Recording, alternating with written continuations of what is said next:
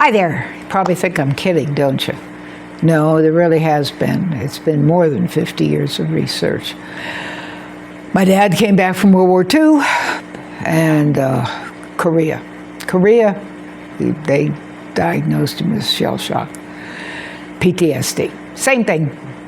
And me, by the time I was a youngster, I had a C-PTSD. So yes, it really has been over 50 years of research. I had to figure out what the hell was going on. And I've looked at a lot of people, I've read a lot of books, and I can tell you right now, it ain't easy, but you can get over it to a point. You can get to the point where you can forgive yourself.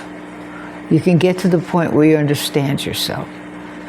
However, when I look at the picture that I posted on the thumbnail, I feel so sad for the wife. She's obviously has a caring hand on his shoulder, and he's obviously stressed. And the nice thing about the fact that I have C-PTSD, complex PTSD, which means something was going on over a long period of time and repeatedly, and that is the truth, where my husband has PTSD from a year in Vietnam War. Makes you twitchy, like having somebody jump out in front of you on Halloween or something like that. I mean, it's so hard to explain how it just clouds everything. Women who've been raped, probably men who've been raped too, end up with PTSD. People who've been in horrific situations where they thought they were gonna die. And that is the point. If you think you're gonna die and it extends for a period of time, you're gonna have post-traumatic stress disorder. Exactly. There's no question about it. And how do you deal with it? Well, you deal with the fact that you're dealing with something very strange, very different. A lot of anger, lots and lots of anger. My husband is critical of everything in his life, but so is my father. And that makes it easier for me because I knew my dad was mad about everything, and I knew that sometimes my dad just absolutely tore into me because he didn't have a dog to do it to, and there weren't any other kids in the house. And the logic aspect does help, but it is hard, and I don't know if all people could do it. I really don't. I'm not saying I'm any better than anybody else, but I've got it, so I understand it. Once you recognize that this, in fact, I work a lot with folks with alcohol and drug addictions, and the urge is so hard. The body is just screaming for whatever the body has already adapted to. Well, it's the same thing with PTSD or so many other kinds of, the whole idea of ADHD or ADD. Those are also personality disorders. There's so many different kinds of personality disorders, and they all go back to something that's occurred. Many things are related to childhood. And of course, complex PTSD is typically related to childhood, as mine was. It has to do with repeated activities where you think you're going to die. I thought, I can't tell you how many times in my life I thought one or the other of my parents were going to kill me. I was not going to live through the beating I was getting. I really did. And that's tough. I spent a lot of times in closets, trying to find places to hide, trying to figure out places to go. And finally, at 16, I went and got married. And then they wanted me back. Yeah, a fat chance of that. No. And people like Gabor Mate and Carl Jung, they explain the fact that most of those kinds of situations come from the reality of your childhood and what you've been. My mother was an alcoholic. That taught me to find alcohol normal. Well, my father had PTSD. That taught me to see that PTSD was normal. But someone who doesn't have that background, it's going to be tough.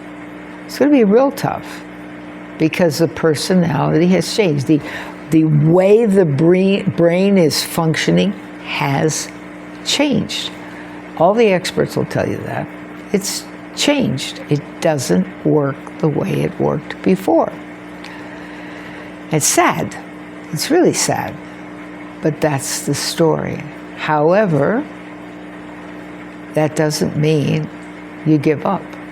That means you give it as much as you want, as much as you can, to help yourself understand. And then if you can't, you leave.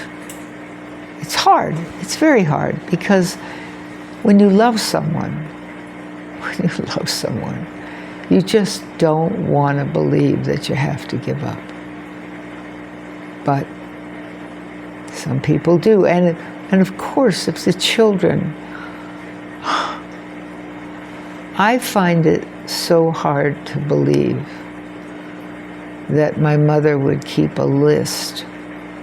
3 to 12 months, she would keep a list. If my father was gone 3 months, if my father was gone 12 months. She would have a list of all the things that he had to punish me for when he came back. And some of the beatings were horrific. I mean, they were, I thought I was going to die. I really thought I was not going to make it. I stayed home from school. I was covered in bruises. No.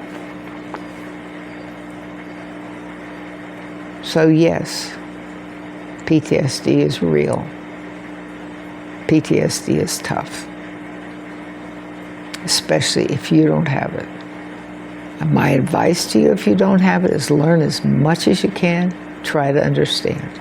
I mean, my husband's put his fist through a plaster wall because he thought he was fighting a tiger off in the middle of the night.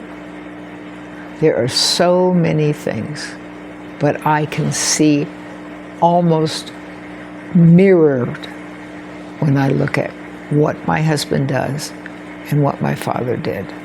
And I'm sure he has a lot of comments that he could make about what I do. But you know, the oddest thing about it is both of us forgive each other immediately. It's over.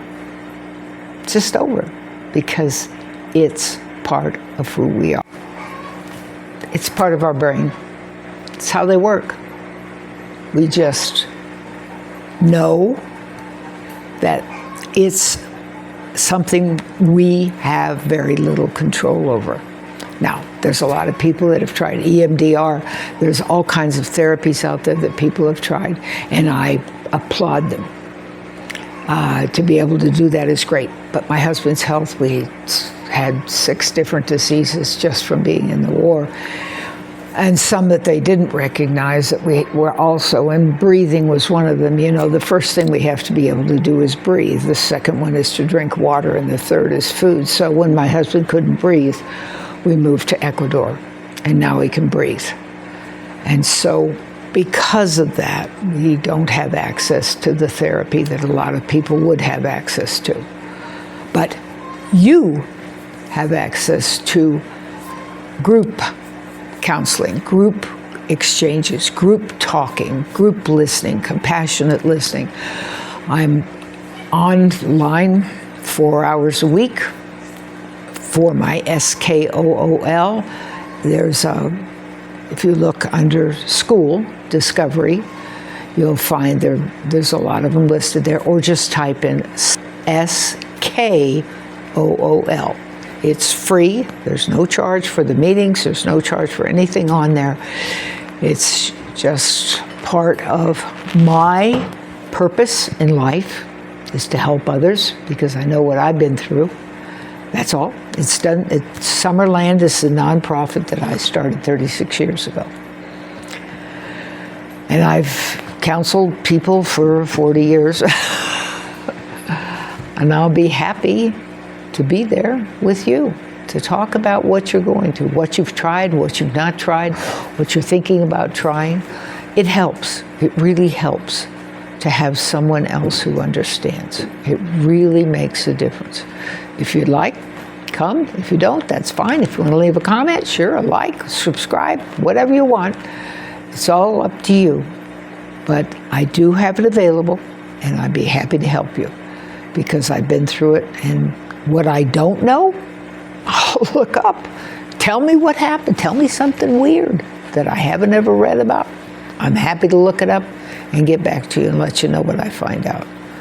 I'm a professional student. I love doing that. And that's why I've tried to find out as much as possible so that I was able to do something. So give it a shot. You got nothing to lose except enough time to get on and talk to me. Thanks.